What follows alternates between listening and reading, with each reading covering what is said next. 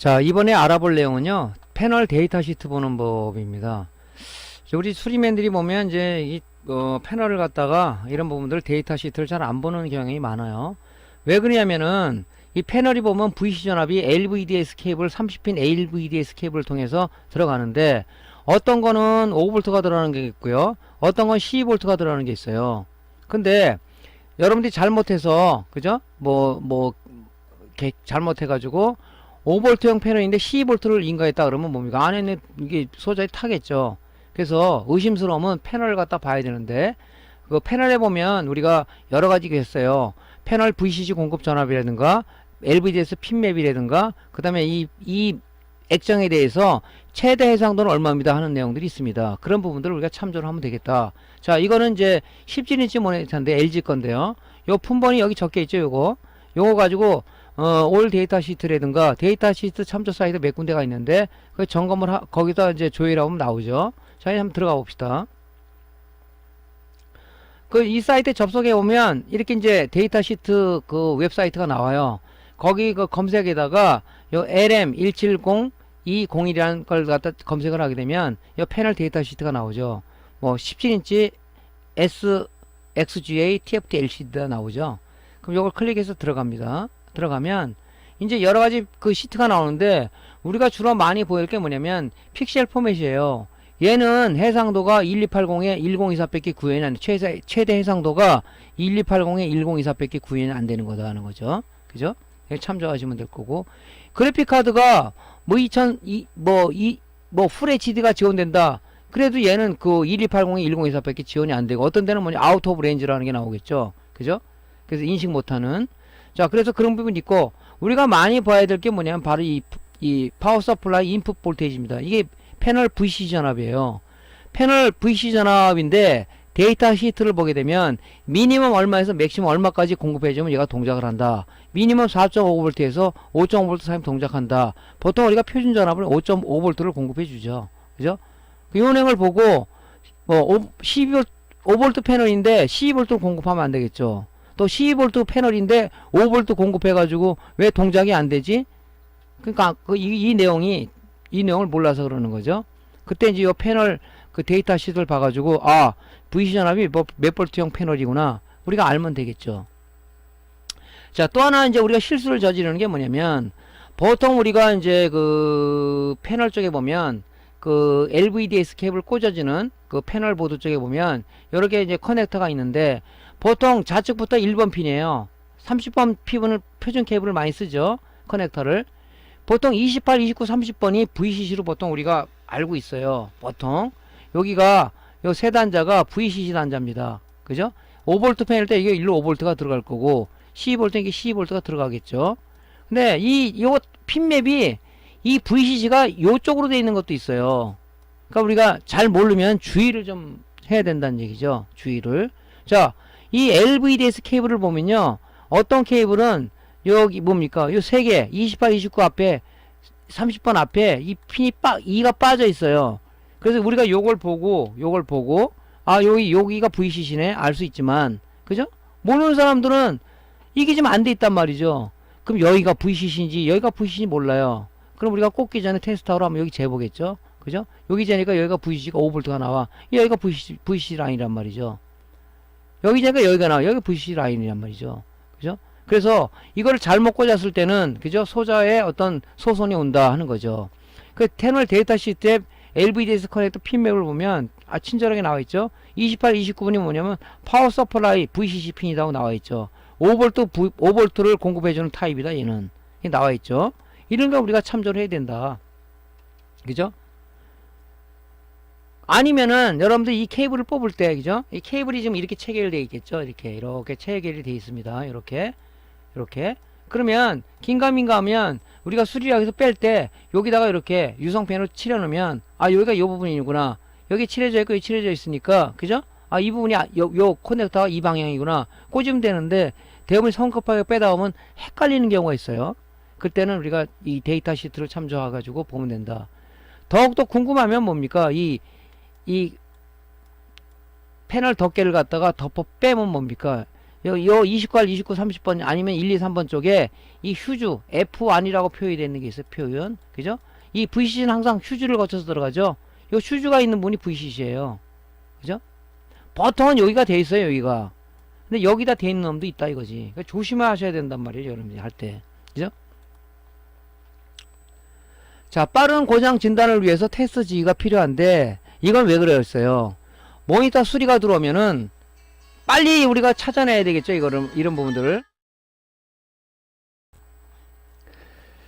고장 수리가 들어오면 빨리 우리가 그 유형 분석을 하는 게 중요하다고 제가 말씀을 드렸습니다. 왜냐면 이것이 백라이트 불량인지 패널 불량인지를 우리가 빨리 판정을 해야 된다. 그러면 만약에 패널하고 백라이트가 불량이 아니라 그러면 우리가 고장 요소가 좀 줄어들 수가 있죠.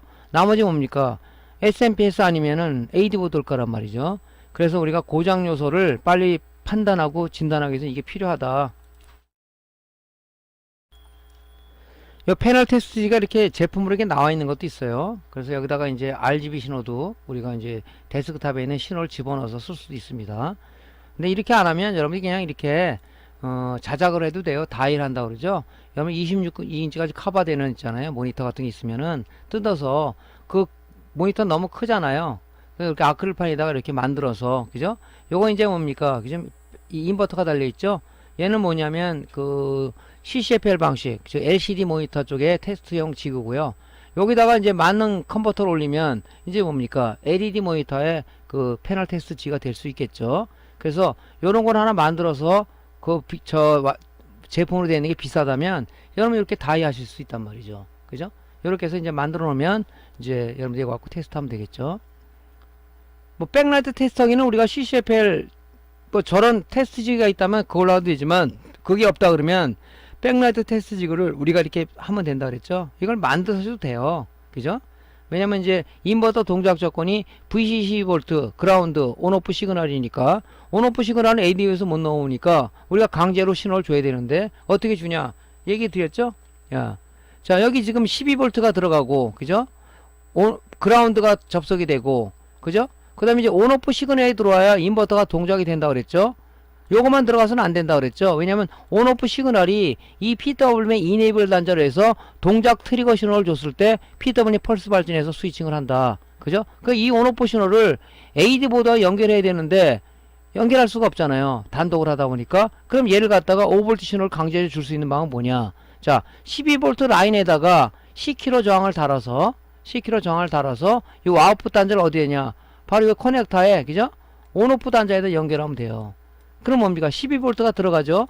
그라운드 연결돼 있죠? 자, 온오프 시그널은 저항을 통해서 전압 강화를 시켜서 5V를 온오프 단자에 주다 보니까 뭡니까? 이 온오프 단자를 통해서 어디로 들어가냐? PWM의 온오프 또는 이네이블 단자로 들어가니까 PWM이 스위칭 신호 동작 트리거 신호가 들어왔네 하고 동작을 해주는 거겠죠.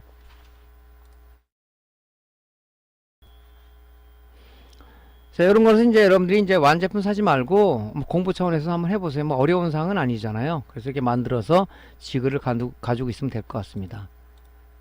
자, 또 하나는 이제 여러분들이 이제 LED 쪽에 TV든 모니터 수리하기 위해서는 이제 왜 이제 백라이트가 그 LCD 쪽에 백라이트하고 좀 틀리냐면 이제 보통 보면 우리가 CCFL 방식은 형광등이 이렇게 상하 있지만 이 LED 백라이트 방식의 이 모니터 TV 같은 경우는 이 LED 개수가 틀려요. 그래서 어떻게 그 CCFL 그 백라이트는 그렇게 만들기가 어렵습니다. 그래서 이런 이 제품을 우리가 구입해 써야 되는데 이 LED 개수에 따라서 공급되는 전압과 그죠? 전류량이 틀리단 말이죠. 그러다 보니까 이걸 공용으로 쓰기 위해서 얘는 이제 뭡니까? 여기다 우리가 측정을 했을 때 얘가 원하는 전류값만 얘가 알아서 공급을 해주기 때문에 어떤 이 LED의 손상이 없는 거죠. 그래서 이런 걸 써야 되는데 이런 게 있어야 이제 LED의 불량 요소를 우리가 판정할 수가 있다. 그죠? 그래서 이 LED 백라이트 테스트 지구는 반드시 우리가 가지고 있어야 할 그런 필수 장비죠, 이게. 이제 ISP 지구는 이제 우리가 꼭 갖고 있어라. 왜냐면 보통 이제 매장에 들어오면은 유형 분석을 먼저 하라고 그랬어요. 여러분들한테. 먼저 하라고 그랬는데 들어오니까 온오프 버튼이 안 누르지더라. 그럼 분명히 우리가 머릿속에 생각할 때는 자, 온오프 버튼을 누르면 MCU로 가서 연산을 해서 온오프 시그널을 줘야 되는데 그게 지금 동작이 안 되는가? 아니 버튼 불량인가? 그런 생각을 해. 버튼을 재봤더니 양분 이상이 없어. 그럼 일단은 펌웨어 불량이라고 생각을 하고 우리가 뭡니까? ISB직을 가지고 해당 모델 내 PC에 롬 파일을 가지고 있다면 우리가 ISB직은 뭐예요? MCU를 탈거하지 않은 상황에서 우리가 모니터의 AD 보드나 DVI 포트를 통해서 막바로 내가 가지고 있는 롬 파일을 ISB직을 통해서 우리가 AD 보드에 있는 그죠? MCU 안에 펌웨어를 업데이트를 시킬 수가 있다. 또 거기는 읽을 수도 있다 하는 것이 이 ISB직의 장점이죠. 그죠? 옛날에 롬라이터는 어떻게 했어요? AD 보드에 붙어있는 MCU를 탈거를 해야만이 우리가 장착이 가능했어요. 장착이. 그러면서 뭡니까? 제조사, 그 다음에 MCU 모델명 해야 우리가 이제 이거를 롬라이터를 할 수가 있었는데 얘는 뭡니까? 연결하면 얘가 자동으로 MCU를 인식을 합니다. 그러니까 만약 그런 불량이 들어왔을 경우는 우리가 다 분해하지도 않고도 이걸 연결해 가지고 딱 펌웨어를 업데이트 시키니까 버튼이 눌러져. 아, MCU 불량이 펌웨어 불량이 있었구나 하고 우리가 수리가 좁혀지겠죠. 그죠? 그래서 이때 필요한 거예요, 이게. 사용하기 편리하죠. 근데 이제 이런 부분들이 이제 뭐 100% 커버가 지금 아직 되고는 있진 않은데 계속 이 사람들이 이 메이커에서 업데이트를 시켜주고 있으니까 뭐 되는 상황이 자꾸 늘어가고 있겠죠. 그래서 이제 뭐 안 되는 것은 이런 소켓 컨버터도 제공이 되고 있고 그래서 이걸 통해서 우리가 이제 그 펌웨어를 한번 써보는 거죠. 그래서 이런 지그 연장이 없으면 여러분들이 일하는데 수월하지가 않아요. 그죠? 즉 지름길로 갈 걸 갖다가 우회가 하다 보면은 너무 짜증이 나고다 보니까 뭐냐면 여러분들 머릿속에 나오는 게 뭐냐면 4주에 뵙겠습니다 하고 창고에 처박아 놓고 그죠? 심지어는 뭐 한 달에 뵙겠습니다. 하지만 그런 부분들을 고객들이 허용하겠냐 얘기죠. 자, 한 달 후에 수리해 드릴게요. 그러면 뭐라고 그러겠죠? 예. 일단은 그런 부분들을 우리가 빨리 고장 요소를 찾기 위해서는 이런 지그들이 필요하다는 것을 한번 여러분들한테 강조를 시켜드립니다.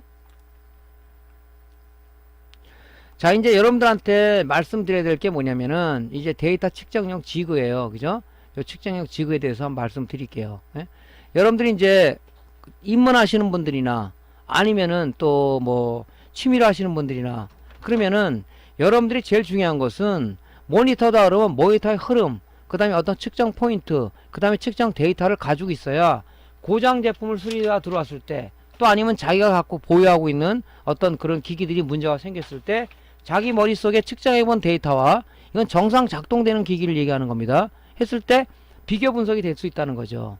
머릿속에 나름대로다가 불량 요인에 대한 데이터베이스가 구축되어 있다는 얘기는 뭐냐면 수리가 한결 수월해진다. 그래서 여러분들이 이제 지그를 데이터 측정용 지그를 좀 만들어 달라고 말씀드리는 거죠. 그래서 이제 우리가 모니터는 두 가지 방식이 있다고 그랬죠. 220V가 바로 들어가는 립스보드 타입의 그 모니터가 있고 아답터 타입으로 전원 외부에서 공급되는 아답터 타입의 방식의 모니터가 있다고 그랬습니다. 두 가지를 만들어 놓는 거죠, 이렇게. 왜냐면 이제 모니터 하나를 갖고 있으면 면적이 넓고 측정할 때, 그죠? 잘못해서 쇼트도 나오고 그렇기 때문에 이런 아크릴판에다가 이게 딱 붙여가지고 만들어 놓으면요. 참 여러분들이 공부하기, 측정하기 그냥 좋습니다. 볼트메터도 좀 달아놓고요. 이런 식으로. 여러분들 이런 아이디어를 좀 내세요. 그래가지고 이렇게 이제 하나 만들어요. 뭐 앞면에 이렇게 만들어 놓는 게 아니라 이 회로가 뒷면으로 되어 있기 때문에 오실로스코프로 데이터를 찍는다든가 아니면 테스터를 전압될 때 뒤 회로봉을 측정할 경우가 있어요. 그때 여러분들이 어떻게 만드냐면 뒤에다가 구멍을 내셔야 된다고 이렇게. 요걸 절단하는 거예요, 이게. 절단했죠? 그죠? 제가 이거를 절단할 때 무슨 뭐 레이저 장비도 없고 드릴로 뚫어가지고 셋업으로 이걸 갖다 잘라내는데 아주 무지하게 힘들더라고요. 근데 즐거운 마음으로 일하면 힘든 게 없습니다. 그죠? 사실은. 그러니까 이 부분을 갖다가 회로를 이게 막혀있으면 어떻게 측정하겠어요? 아무 의미가 없죠. 그래서 이렇게 구멍을 뚫어 놓게 되면 이제 여기다가 우리가 이 회로가 보이니까 여기다 측정할 수가 있겠죠. 그죠? 앞에도 측정해보고 회로가 이쪽에 PWM들이 이렇게 있고 FT가 여기 있다면 측정할 때 이게 막혀 있으면 측정이 안 되잖아요. 그러니까 협소한 공간에서 우리가 스타디 하려 그러면은 요렇게 이제 아이디어를 좀 내면 좋겠다. 그죠? 그래서 여기 자를 때 좀 약간 애로사항이 있는데 일단 드릴로 구멍을 여기다가 이렇게 방법은 간단합니다. 이렇게 어렵진 않아요. 자, 드릴 좀 날 있잖아요. 빗들을 좀 굵은 걸 해가지고 요 부분을 이렇게 크게 구멍을 네 군데를 뚫어요. 이렇게 네 군데를 드릴로다 천공을 합니다. 여기다 셋업을 넣어가지고 요렇게 한번 자르고 여기 한번 자르고 여기 이렇게 자르고 해서 이렇게 해서 딱 잘라내면 돼요. 여러분들이 이거 모양을 너무 중시하지 않고 회로가 보이게 하면 되니까. 이런 식으로 해서 일단은 아크릴을 사가지고 후면을 이렇게 재단을 해냅니다. 근데 아답터 타입도 마찬가지죠. 아답터 타입도 220V가 들어가는 게 아니라 외부에서 아답터 전원을 공급하는 방식, 이렇게 하나 만들어 놓으면 좋겠죠. 요것도 마찬가지로 전면은 이렇게, 이게 어떤 분이 여기다가 글루건을 쏘는 게 있는데 글루건을 쏘게 되면요 떨어져 버려요. 나사로다가 결합하는 게 좋겠죠. 나사로다가 이 지지대 볼트 너트를 나사를 탑니다. 그러면 이게 재단을 해 놓고요, 이게 뒤에 재단을 해 놓고 여기다가 구멍을 뚫어서 나사로 결합하면 요것이 아주 영구적으로, 그죠? 구르건으로 보시면 이게 떨어져요. 툭툭툭 떨어지니까 이런 식으로 해서 고정을 해 놓으면 되겠죠. 자, 요 부분은 뭡니까? 요 부분은, 그죠? 회로를 측정할 수 있는, 회로가 드러나는 부분이겠죠. 요것도 이렇게 아크릴판을 쇠톱으로다가 절단을 해서, 뭐 옆에 레이저 가공기를 갖고 있는 옆에 뭐 업소가 있다면 거기다 부탁해서, 그죠? 뭐 싸게 뭐 할 수도 있지만 잘라달라면. 근데 이렇게 재단을 해주는 데가 없더라고요. 그래서 제가 아크릴판만 사다가 제가 날 수작업을 이렇게 했는데 하고 나니까 팔이 많이 아프죠. 예. 하지만 어떻게 하면 즐거움 갖고 일하죠. 즐거움 갖고. 자, 이렇게 해서 이제 테두리를 이제 분해를 해 놓으면 이 뒤에도 회로 측정이 가능하다. 그래서 이렇게 이제 모니터는 아답터 타입과 립소드 타입 두 개를 이렇게 준비하시면 되고요. 또 하나는 뭐냐면 여러분들이 이제 그 TV 쪽에 관심이 많은데 TV SMPS는요, 우리가 일반적으로 모니터는 립스보다하고 좀 틀려요. 그 부분이 틀립니다. 그죠? 그래서 이제 요 스탠바이 전압 220V만 연결하면 스탠바이 전압 나오는 요 부분은 뭐냐면, 요 스탠바이 전압 회로는 우리가 립스보드의 SMPS하고 똑같아요. 그러면 틀린 부분이 뭐냐, 이 전력을 많이 먹히다 보니까 전력 효율 보상 회로인 PFC 회로하고 최대 출력을 한 번 더 올리게 하는 RC 회로가 여기 두 개가 추가가 되어 있는 거예요. 그러니까 부품들이 더 많고 이 보드판이 크죠. 그래서 이걸 공부하기 전에 여러분들이 뭐냐면, TV는 뭡니까? 주로 많은 분량이 SMPS하고 백라이트의 패키지 분량이 많더라. 그러면 이거 공부를 해야 되잖아요. 회로는 어떻게 되는지. 이런 TV 쪽에 SMPS를 인터넷이라는 게 별걸 팝니다. 그런 거 하나 구매해가지고 여러분들이 한번 이렇게 제작을 한번 해보시란 말이죠. 그래서 이제 전압을 인간하니까 오버트 스탠바이 전압 나온다. 강제 인간할 수가 있죠. 그죠? 강제 인간은. 자, 파온 단자에다가 5V를 같이 이렇게 스위치를 달아 연결해주면, 그죠? 하나의 스위칭 신호가 들어가는 거죠. 그럼 뭡니까? PFC와 RC 컨트롤러 쪽에 그 VCC가 공급되니까 동작을 해서 메인 전압 12V, 24V가 나오는 거죠. 뭐 33V 쓰는 또 있어요? 그럼 33V도 나오겠죠. 그럼 이렇게 볼트미터를 달아가지고 테스타 측정을 안 해더라도 나오고 있구나 바로 볼 수 있죠. 그죠? 뒷면도 마찬가지죠. 뒷면도 이렇게 구멍을 뚫는 거예요. 이렇게 뚫어가지고, 그냥 뚫어가지고 측정할 수 있게끔 이게 만드는 거죠. 그래서 여러분들이 이렇게 조금 수고만 들이면 아주 영구적으로 멋지게, 그죠? 또 누구한테 설명할 수 있는 우리가 되는 거죠. 뭐 고객이 왔을 때 지금 여기 이런 SMPS가 들어있는데 이 부분에 어떤 문제가 예상이 되는데 요걸 하려고 그러면 어떤 비용이 얼마 들고 설명할 수 있는 우리가 자료도 교보자료도 쓸 수가 있는 거 아니겠습니까? 이런 식으로 이제 만드는 거예요. 실질적으로 한번 여러분들한테 좀 모양을 보여드리면, 조금 전에도 보여드렸는데,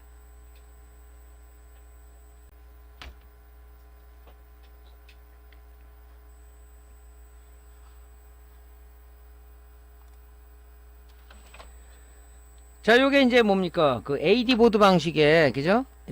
아답터 타입 방식의 그 뭡니까? 이게 모니터잖아요. 그러니까 동작 잘 되는 모니터를 갖다가, 그죠? 갖다가 여기다 이렇게 조그만, 지금 이제 제 손이 이렇게 있으면 요 정도 들어가요. 그죠? 크지 않습니다. 그러니까 여러분들이 이거 가지고 측정하기가 다 좋죠. 요 패널은 별도로 이렇게 갖고 있다가 패널에다 연결하면 영상이 나오는 거예요. 실제 동작되는 겁니다. 그죠? 이렇게 만드세요. 그래서 이제 여러분들이 측정할 때는 뭐 가지고 있는 장비들이 뭐 테스터기라든가 이런 게 있을 거 아닙니까? 그죠? 그럼 바로 이제 여기다가 여러분이 전압 인가해서 뭐 어떤 상태로 동작되는가, 그죠? 뭐 온오프 버튼을 눌렀을 때 시그널이 어떻게 가는가, 눌렀을 때는 어떻게 가는가, 이런 부분들을 우리가 측정해 보면 된다는 얘기죠. 이렇게 만드시고요. 또 이제 그 립스보드 방식, 그죠? 립스보드 방식은 전원이 이렇게 나가잖아요. 요것도 이런 식으로 여러분들이 만들면은 사용하기가 좋겠죠. 그죠? 사용하기가, 그죠? 이런 식으로 이렇게 만드는 거예요. 그러니까 이런 식으로 갖고 있다가 뭐 전원을 220V 전원을 인가하게 되면 립스본은 오토 방식이라고 했지. 이제 전압이 나오잖아요. 그럼 전압을 인가한 상태에서 측정해보고 전압을 220V를 제거한 상황에서 측정을 해보고 해서 여러분들만의 데이터를 가지는 게 중요하겠죠. 그죠? 그래서 이런 식으로 여러분들이 스타드용 지그를 만들면 그죠? 많은 도움이 되실 겁니다. 이걸 좀 꼭 만들기를 좀 여러분들 권장을 드리고요. 또 하나 이제 TV 쪽.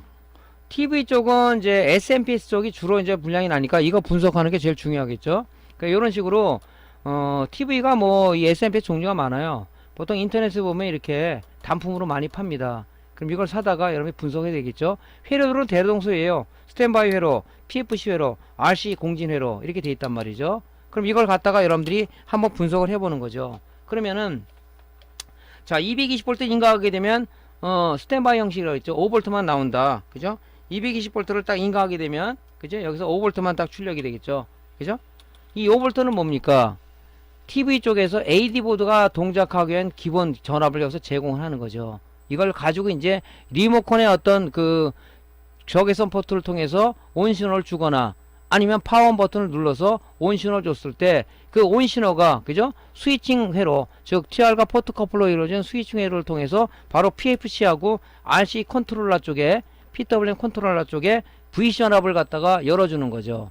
그러면 걔가 스위칭을 해가지고 뭡니까?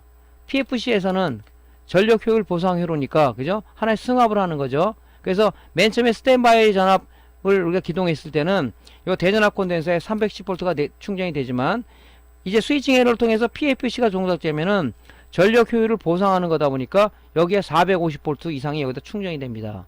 그러면서 뭡니까? 말단에는 여기다가 12V, 24V, 33V를 쓰기 위해서 공진 회로에서 최대 출력을 나게끔 여기서 한 번 더 걸러주는 거죠. 더 승합을 시켜주는 거죠. 그게 공진 회로다. 그러니까 PFC하고 이 공진 회로가 추가된 게 TV SMPS다. 그런 거죠. 그럼 여기서 온오프 시그널을 이제 준단 말이죠. 주면은 뭡니까? 메인 전압이 기동해서 12V와 5V가 생산을 해내는 겁니다. 33V를 쓴다면 33V가 여기서 올라가겠죠. 자, 껐어요. 그럼 뭡니까? 다시 스탠바이만 동작을 하고 있는 거죠. 그래서 전력이 많이 먹히는 그런 제품이 TV, 그러니까 인치수도 크잖아요. 그러니까 이렇게 스탠바이 형식을 취해서 SMPS도 모니터하고 좀 틀린 방식, 오토 방식을 못 가지고 가는 이유가 그런 거다 하는 얘기를 드리는 겁니다. 그러니까 이렇게 여러분들이 지그를 만들어 놓게 되면 이 공부하기가 수월해요. 뭐 큰 모니터를 앞에다가 큰 책상을 펼쳐 할 겁니까? 또 모니터 지금 큰 모니터를 뜯지 않고 이제 뜯어가지고 그걸 파헤쳐 그렇게 할 겁니까? 아까처럼 그렇게 하게 되면 여러분들이 이렇게 측정하기나 여러분 노하우, 측정 데이터를 분석하기가 굉장히 좋다. 그런 말씀을 드리기 위해서 여러분들한테 이렇게 말씀을 드리는 거죠. 그래서 이렇게 지금 저 같은 경우는 이렇게 교육을 하기 위해서 이렇게 자료를 만들다 보니까 아무래도 좀 시간이 좀 많이 걸렸죠. 여러분들도 뭐 며칠 만에 했는데 하지 말고 그냥 며칠 기간을 잡아서 하나하나 이렇게 한번 해보십시오. 그리고 이런 뭐 구하는 이런 재료들이 모르면은 저한테 말씀하시면 어디에서 구하라는 얘기를 드릴 테니까 그렇게 해서 만드는 게 중요한 것 같습니다. 자, 오늘은 무엇에 대해서 강의를 드렸냐면 실전 강의를 들어가기 위해서 우리가 모니터 쪽에 기본적으로 이러이런 내용을 알아야만 되겠다 하는 내용을 조금 좀 발췌해서 우리 초보 입문자들한테 좀 말씀을 드리기 위해서 강의를 드렸습니다. 자, 3강과 4강에서는 이제 실전 들어온 고장 유형별로다가 그 고장 유형을 놓고 우리가 어떤 단계로 수리를 해라, 어떤 단계를 우리가 참조해서 해라 하는 내용을 우리가 강의를 진행하도록 하겠습니다. 자, 오늘 강의가 이제 여러분들이 실전 강의로 해서 굉장히 중요한 부분이 아닌가 생각이 됩니다. 자, 오늘 강의가 도움됐으면 구독, 클릭, 좋아요 눌러주시고요. 다음 이제 실전 강좌에서 다시 뵙겠습니다. 자, 감사합니다.